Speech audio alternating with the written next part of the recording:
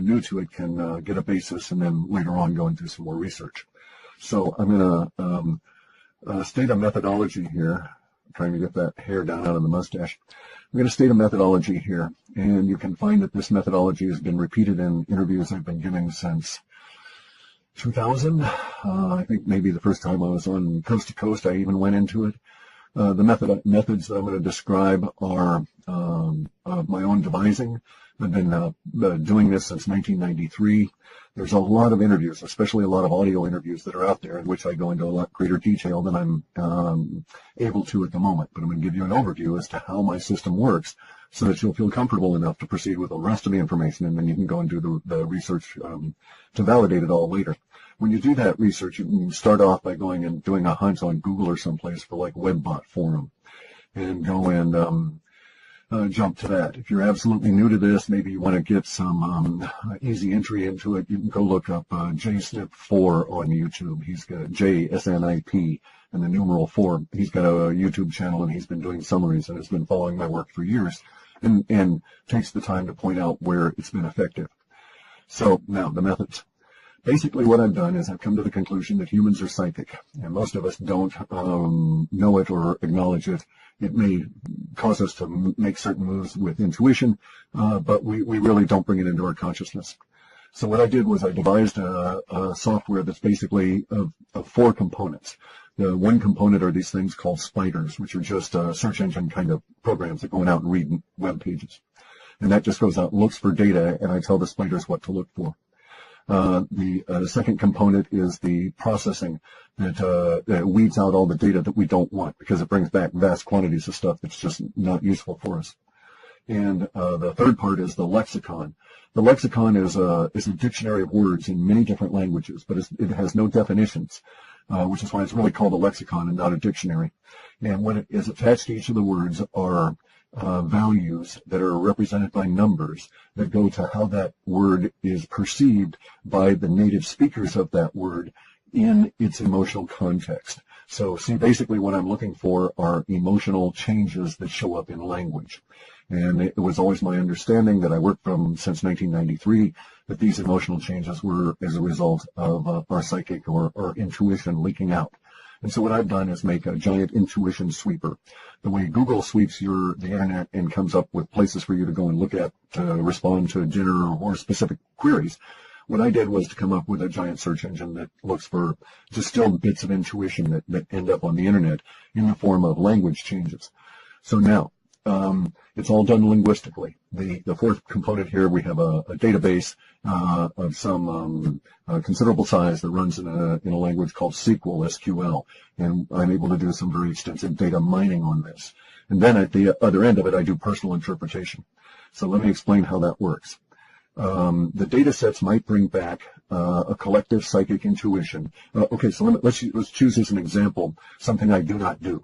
As a rule, I don't involve myself in personalities like celebrities, tabloid kind of things. I'm interested in a deeper level of discovery from this. So as a rule, I don't even look at and we throw out personalities and stuff.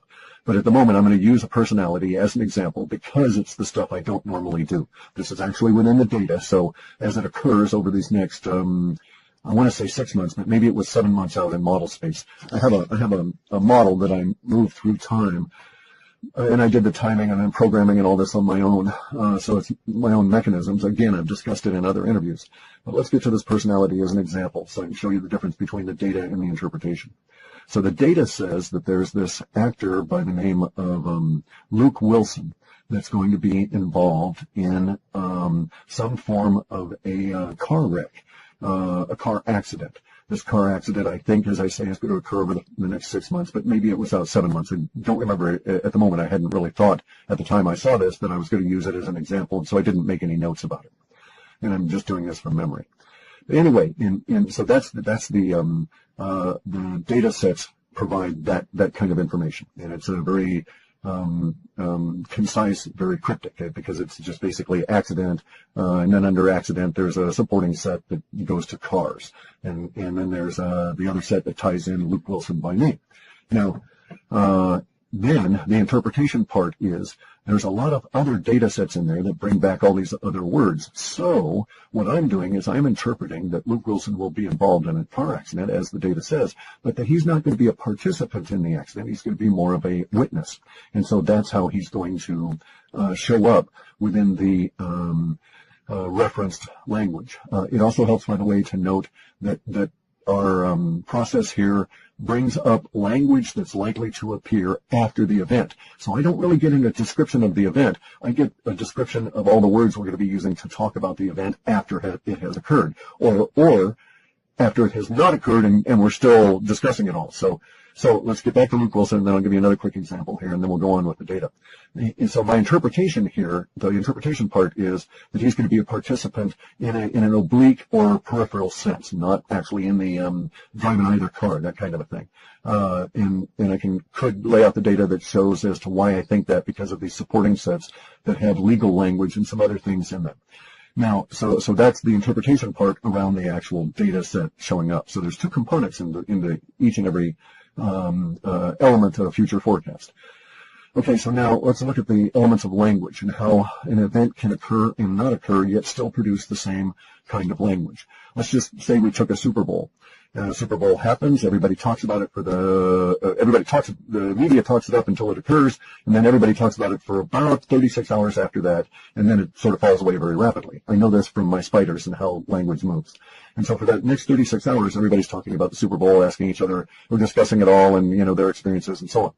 Now, it's my contention that if the media had done their regular run up to the Super Bowl and then it had not occurred, the day before the stadium was supposed to be used, every toilet in that whole region broke, and it was not possible to bring in any toilets, so they canceled the Super Bowl. This is a far out example, right?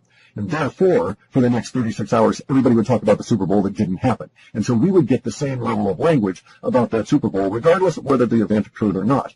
And so you see our conundrum. We get language forecasts, not descriptions of events.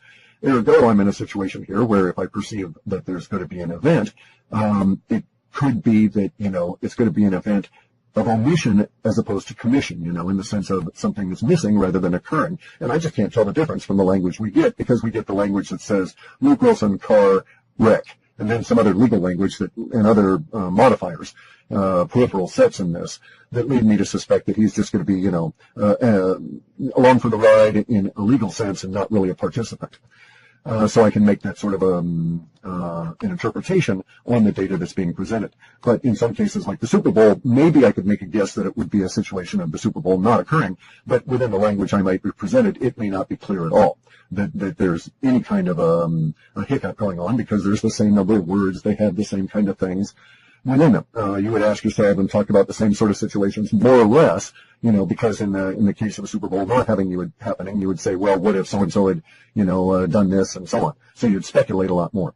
So you see the issues that are involved at a very high level, very skimming the surface in the work I do. So, all right, so I've said that. Now, I've been doing this since 97 when I did my first run. I started working on the programming in 93. It took me a long time 4 years to do the initial work and research on this, because I had to make a living. I was working for Microsoft and GEC Marconi and all these airlines and writing code and stuff for people. So that's what I was doing at the time. I was a software engineer, specializing in very large databases and data mining and interesting kinds of projects that are very high end. I program in a number of languages. My core language is C. I do some assembler. I like C a lot. C++. I don't need the overhead. I do encapsulation. And I like Prolog. Prolog is a self-compiling artificial intelligence language, but I hate using the word AI because everybody thinks of smart, self-aware computers, which I contend cannot happen. Anyway, though. There you go. See, there was a divergence. We shouldn't have gone there. So now let's get into the situation that really brings me to doing the video. As I said earlier, this should have been addressed as my fellow Americans, because everybody in North America is going to suffer the same kind of circumstances that are going to, as myself, over these next few years. Our data set suggests that these circumstances are not going to be good in one way. I mean, they're going to be a challenge, a struggle. Now, I happen to have a philosophical approach. The challenge and struggle is good. That's why we're here on Earth, to learn. And you don't learn sitting on your ass watching TV or, playing video games. You may get your twitch fingers really good, but you never really deal with any of your karma. And well, that's all about to change. According to our data sets, we're into it right now. And if you follow anything at all, you'll, even if you're new to this work, you'll have been brought here by some occurrence in your life that impacts on some of the subjects we're going to discuss here, or is impacted by some of the subjects we're going to discuss here today. And those subjects include basically the economic underpinnings of life as we know it, eroding away visibly in front of you over these next few months and then into the rest of this year. The erosion is described in our data sets as being so fast. The collapse of all of the bubbles that the Federal Reserve and the criminalists have put together is described as happening so fast that there's major changes in society that occur at what is seemingly a blinding speed, given the usual rate at which change might occur. Now, note that the powers that be, politicians and everybody, they don't like change in our society. Politicians are followers. They follow polls. They follow the masses. They're not leaders in that sense. So they don't like change because it causes them to have to change, and they feel uncomfortable because until they get a poll reading on it, they don't know how you're going to react, and they're paranoid. So you can't trust politicians to lead anytime, anywhere, under any circumstances. We're in a situation now where the economic bubbles are all going to pop. You'll notice this today, tomorrow, the day after, by a sudden scramble, and I mean panic. Or a struggle that's going to work its way up to a panic to own gold or silver. This is going to sweep over everybody you know at some point. It doesn't matter where you are, basically on the planet, because the collapse of the paper currency system is going to be a pandemic across all of the nations. It's going to be endemic to the society. You won't be able to escape it. It'll reach into every corner. Some people will benefit. You know, they were smart. They knew what to do. They saw it coming. Most people will not. Most people will be caught unawares, and they will be thrown into resources or into searching for resources that they really don't have too much of a clue about. So this is not the place that you're going to get educated on how to go on out and buy gold or silver or any of this.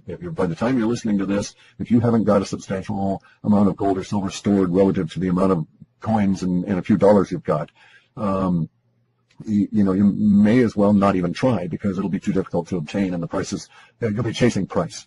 If you're an investor or a speculator and you have that kind of money, have at it. You have nothing to lose in terms of chasing that price, because those prices are going to go into what would be considered to be astronomical terms. And fundamentally, it all comes down to a necessary human reaction and what's going to happen that's going to cause those reactions. And so let me go into that very briefly.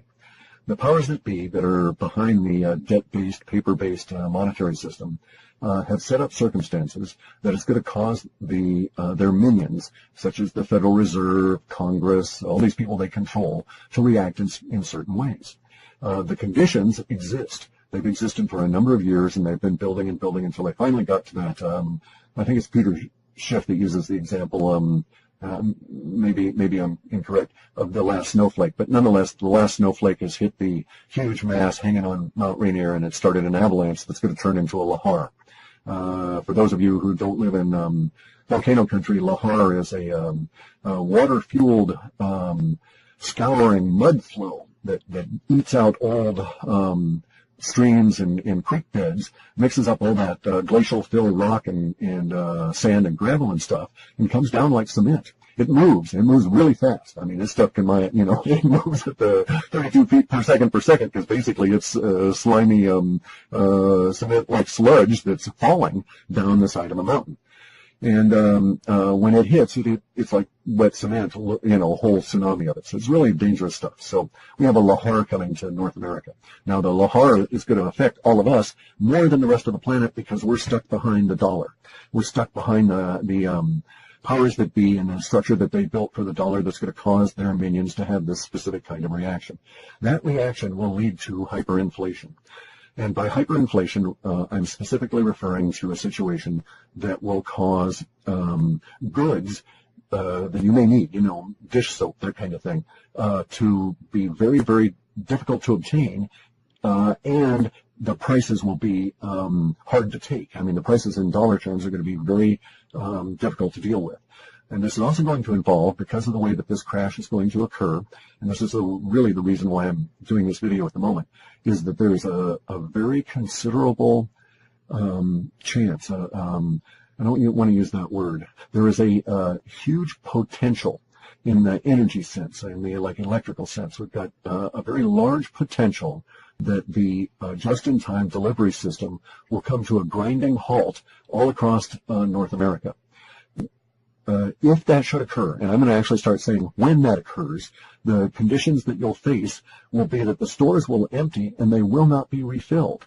And you'll go back to that store 2 days after you went and bought milk and there won't be any milk. You'll go back and they'll say, well, we'll get some in a few days. And the fact of the matter is that they won't. And then perhaps even 2 or 3 or 4 or 5 days after that, the employees won't even show up. We don't know how it's going to actually mature at the individual level, and it's going to really depend where you are and how much of the material that you use in your life is locally sourced. Because we've gotten a situation where everything that travels over the roads to get to the stores that you consume is basically riding there, floating there on a sea of paper debt credit. The guy, when he fuels up his truck to drive the goods from the supplier, secondary supplier over to Walmart, he fuels his truck up on a credit card that runs on credit. He doesn't actually carry cash to make the purchases that get him from one part of the country to the other with that load of goods to go into the Walmart. He personally uses credit card more often than not, purchases everything that way, and he's with the vast majority of people in the country. And it's not necessarily, there are going to be instances when these cards, the plastic, will not work. But that's not necessarily what we're talking about now in terms of the dysfunction that's going to occur.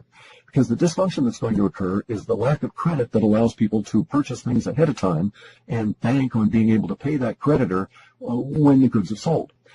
So that whole credit system is going to break down. And then there's the issues of the huge amount of capacity to move goods, but no demand. So it's got us into a situation where even the basics will now be threatened. And that's something that we all need to be aware of. I'm not saying that you should panic. I'm not saying to run on out and try and stock up on canned goods. I don't know that that's the solution. It's going to depend on where you're at as to how bad it might get for you at an individual level. You're going to have to analyze your individual circumstances for your financial capability to deal with a sudden rise in prices and unavailability of items. And then make some adjustments in terms of where you think you'll be 6 months out and a year out. And you'll know I'm correct if you're looking at this either ahead of time or later on, because you'll see that we're going to run into a situation of panic to purchase gold and silver and ultimately Bitcoin. Gold and silver is going to produce, that panic will be visible. You'll be able to see videos, and it'll even hit mainstream media, of people queuing up all around the planet to purchase gold and silver, and a lot of people behaving badly in mobs when they're not able to get some because the store will have to ration it because they won't have anywhere near the amount that the demand is going to seek. So prices will rise. Prices will rise fast. Prices will rise continuously. Prices may jump up and down the way that prices usually do. But for the gold and silver, we're going to get into a situation that's going to be, in my lifetime, absolutely unique. And I'm an old bastard. And so that uniqueness is going to be a situation that my data suggests will occur in March and April, in which people will want to buy gold and there will be none offered. And so, for instance, right now, I think gold might be $1,200 or $1,300 an ounce to actually get some in your hand. Well, maybe by April, you might see a situation where someone's offering to buy it at $2,000 an ounce. Nobody's selling it. You know, they're saying to themselves, I'm not going to sell my ounce of gold for 2,000 bits of paper. And so they might say, well, we'll offer you 5,000 bits of them paper, or who knows? We just don't know where it's going to go, because the course of the no offer is going to totally destroy the artificial suppression that's occurred that I know for a fact has been in place at least since the year 2000 and has likely been there since the 70s. But there's documented evidence that, of the gold suppression and the silver price suppression since the 2000 at least. So, under those circumstances, we're going to get this panic to own the gold and silver. That will tell you that I'm correct about what else is going to come. That'll eventually trail down to Bitcoin. When people realize they can't get gold and silver, there will be this surge to buy Bitcoin, and we won't see it because it's going to be online. You can go and look at Fiat Leak and watch it occur. This could be global. We're going to see currencies all over start taking really big swings in volatility. What we call wobble. That was what the data called it, a wobble. We're going to have a wobble for the dollar. It's just going to bounce around like that. And as it bounces around, confidence is going to be lost. Because anytime it comes down, the populace is going to have one emotional reaction, and then as the Fed drives the price back up with their manipulation, the populace is going to have another reaction, and they'll go along with it. The popular reaction will be okay on the first bounce back up, but not that second one. From then on, confidence is totally shot. But the dollar's still going to wobble as it fades off into history. So if you're in North America, you're going to have to deal with the destruction of the currency that has moved my entire life. It's moved me through this planet my entire life. And it's going to be gone, effectively gone, especially as purchasing capacity dries up, because the response of the minions will be to hyperinflate. They don't have any other tools. They don't know anything else to do. They're really, really, really dumb. All these people at the top, they're just clever criminals, and there's a criminal system you live under, and that's why these really stupid people are running everything. And I cannot tell you how absolutely stupid these people are. But the system has got us locked in at an individual basis. That's going to change. The system is actually coming apart at the seams. Now, as this occurs, let me check my notes here. We're going to get to the situation here where, as I say, gold and silver will go no offer. The data shows shortly before that, Bitcoin is reaching around 650 US dollars per Bitcoin. It's going to go much higher than that. But it's because the dollar is becoming worthless, not that these things are more valuable. Their value will now be recognized. There's another key difference, is that, yes, there will be a fundamental change in the nature of gold and silver, because gold and silver in and of themselves are just rocks, just minerals, and they can't do anything. There's no emotional component there. There's no life as we understand it within those rocks. But what does motivate and move gold and silver around the planet is the human reaction to it. And that is to say, the perception that humans have for value in these rocks will change very radically as the perception that and faith that they used to put into paper now shifts to something a little bit more solid and substantial. And so everybody will want these rocks and will give up on paper. And as I say, a little joking, rock, paper, scissors is a game, okay? In real life, rock wins every time. Now, we've been surrounded by paper, just metaphorically. Rock's been surrounded by paper for a long time. Now that paper is just burning off. Okay, so let's set us up for the projections for the rest of this year, and then get on to the hopefully the end of this video. All right, so we have a situation where we're going to have panic to own gold and silver, long lines, people behaving badly. We're going to get to the point where the just-in-time distribution system, and I'm talking specifically North America here. I don't have time in this video to devote to data sets outside of that parameter. We have a just-in-time delivery system crumbling. We have stores shuttering, people going home because they don't have any employment. We'll have all of this ATMs and other problems as the electronics give us a bit of an issue. And then we're going to have weather problems that are going to be quite severe this year. And so those weather problems are going to be very severe on the southeast in August through probably to the first part of October. And they're going to be very severe on the west coast from our abnormally warm spring all the way through an abnormally warm summer. Now, there's one caveat to this that I've got to put in place before I continue. And we don't have anything in the data to suggest that this will occur, but there is a small level of potential that it might. If the dollar system crumbles rapidly enough, the geoengineering, the weather modifications that you see every day if you look up and look at the sky and see the planes spraying those white trails around that everybody calls chemtrails, if the dollar fails fast enough, that'll stop, and it'll stop very rapidly. There is a suggestion in the data from years ago that did have some potential even years ago. So we do have some small growth in that area now within our model space, and it could happen that way. And so that may be an exacerbating component to this, is either the ratcheting back of the weather modification because nobody can afford the price of kerosene to put into the jets to fly them back and forth, or it may be that the chemtrail program collapses very rapidly. Now, regardless of that, or without regard to that, the data set is growing there around a very hot, abnormally so, basically a big pool of heat that captures the west coast and sits around the west coast of the U.S. all the way from Baja well up into southeast Alaska. And it's a heat that's going to be crushing at points later in summer. Well, again, we'll know I'm correct if we have this very abnormally warm early spring, and it just doesn't fade the way that it usually does around here.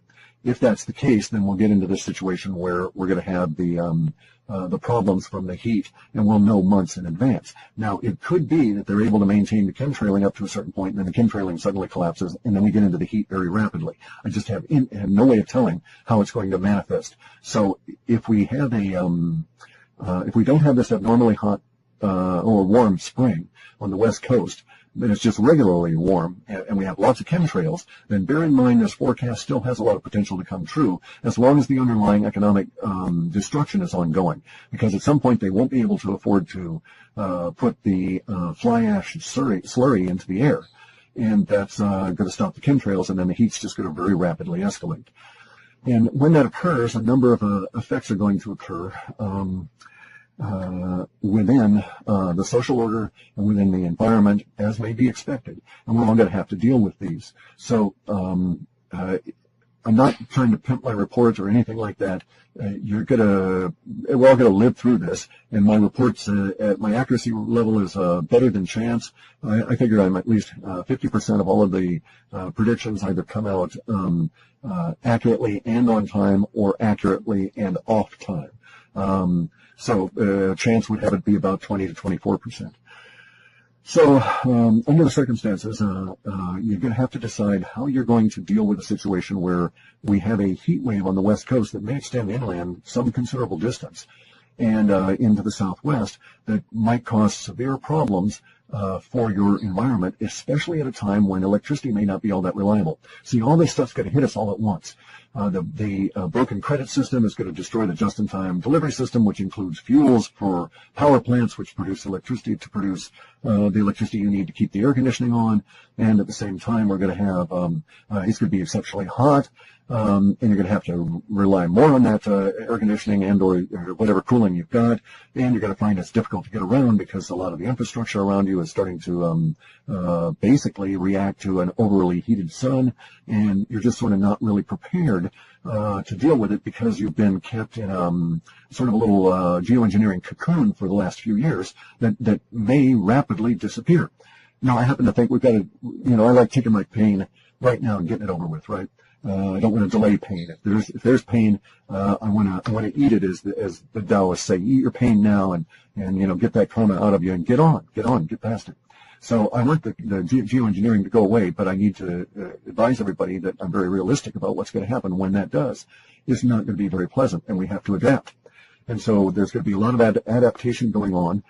And this is the other component of this. The good part of the reports that we've had here for the past few years have been saying that basically we're in a renaissance period, long delayed, that's been held in abeyance by the manipulation of the economic system. If the economic system had collapsed in '87, we would be into just such a kick-ass renaissance now. It would not matter that the environment is radically changing, because we would have already started adapting in the early 90s, that kind of a deal.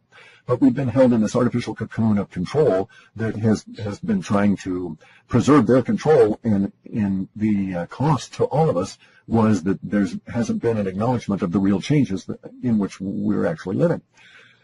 Change happens, people. We got to get there. Got to understand this. So we're now in a situation where the confluence of events is going to bring all of this and put it on our plate here, and I think we're going to get all this hitting us around July, just as hyperinflation really kicks off. And by hyperinflation, I mean very stupid, dumb people that run things in the criminal system that has got us all locked into control will respond to the economic crisis as expected, and will print vast quantities of digital dollars until they just can't print anymore, until it just doesn't make any more sense and no one's listening to them. And so we might see, numbers being invented, quadrillions or something, for new kinds of numbers, because we're printing them out so fast that we make Zimbabwe look like pikers, look like they had no vision on how to hyperinflate. We got some really stupid people running things. Now, the good part of all of this is that as the paper debt collapses, we're going to get back to what's known as sound money, which is these rocks I'm talking about, gold and silver, and the new electronic rock that is Bitcoin. When we do this, you'll find that the social order changes around you.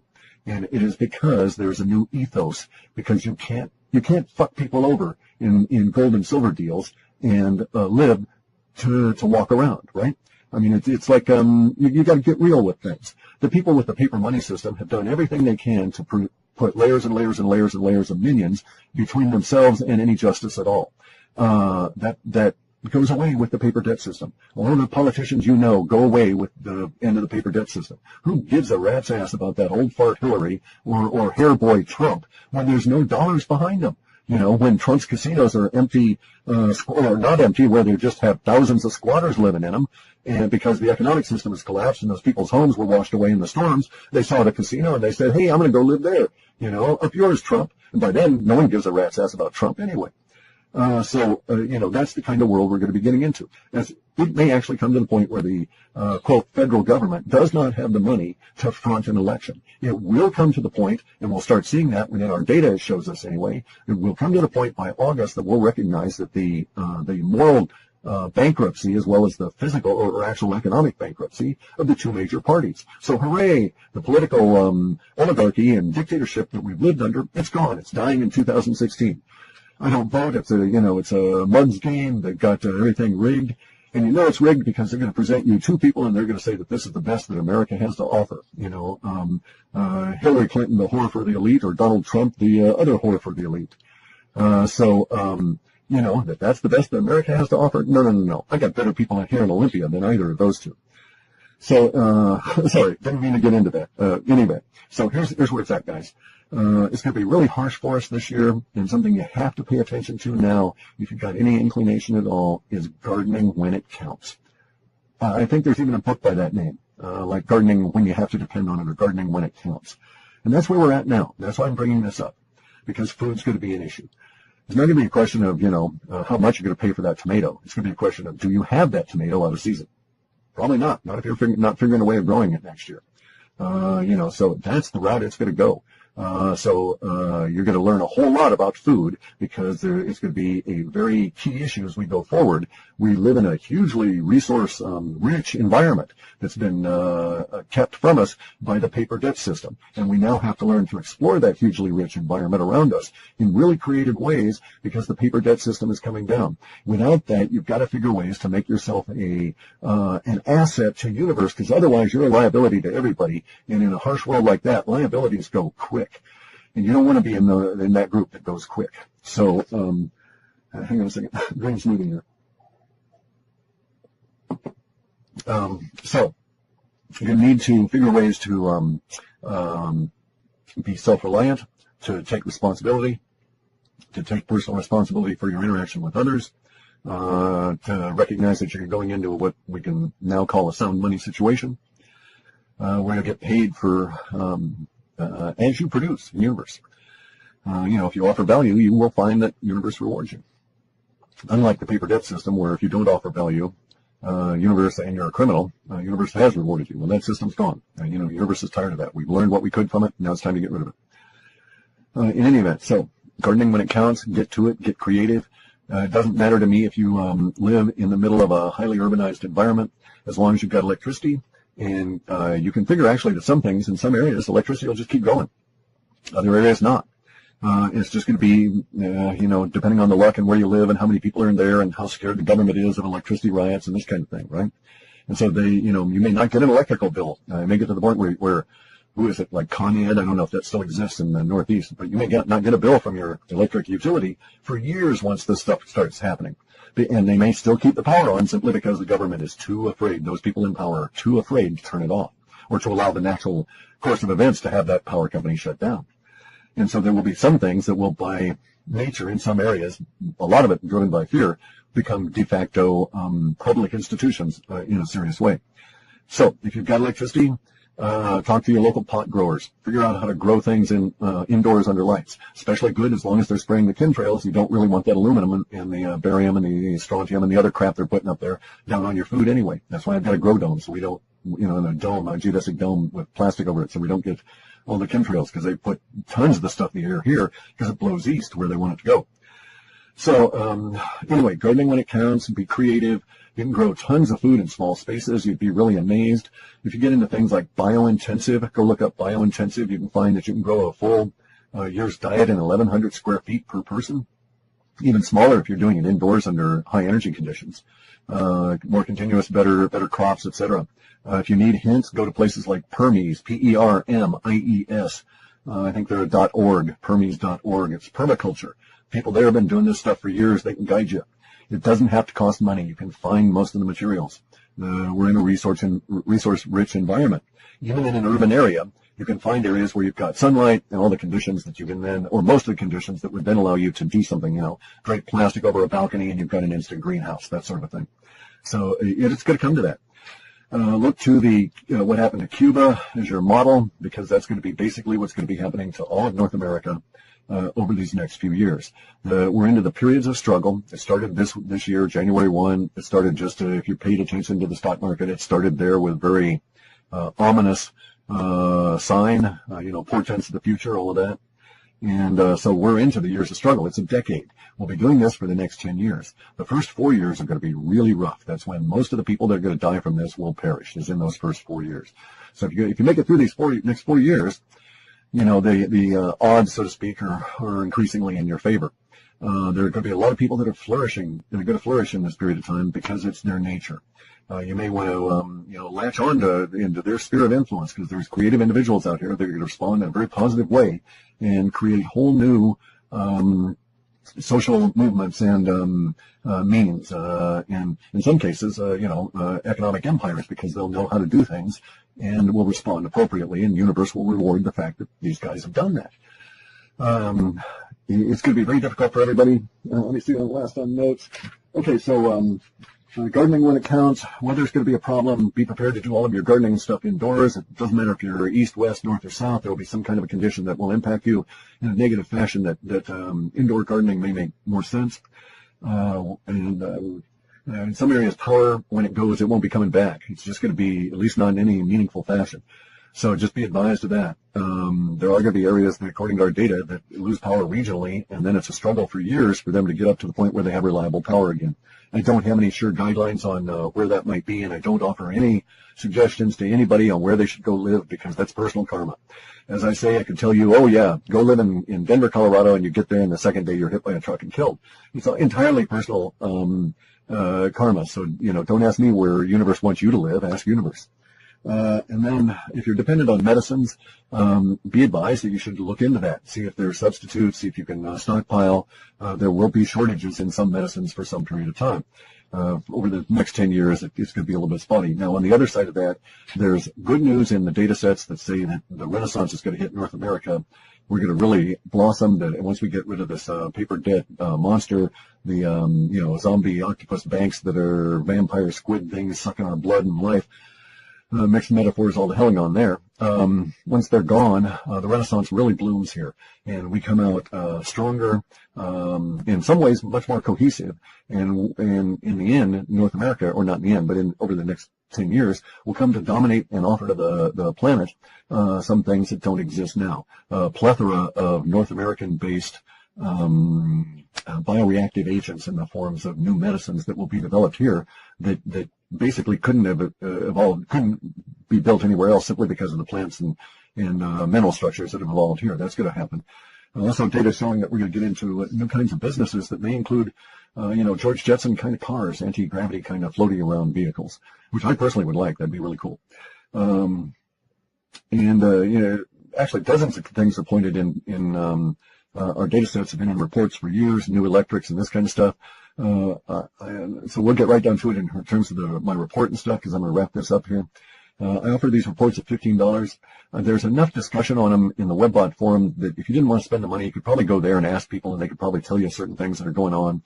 We have to be relatively careful about encouraging the republication of our material, because it causes circuitous loops if our spiders pick up our own material, and it causes problems within the data, and I actually have to spend probably 18-20% of my time screening all that crap out.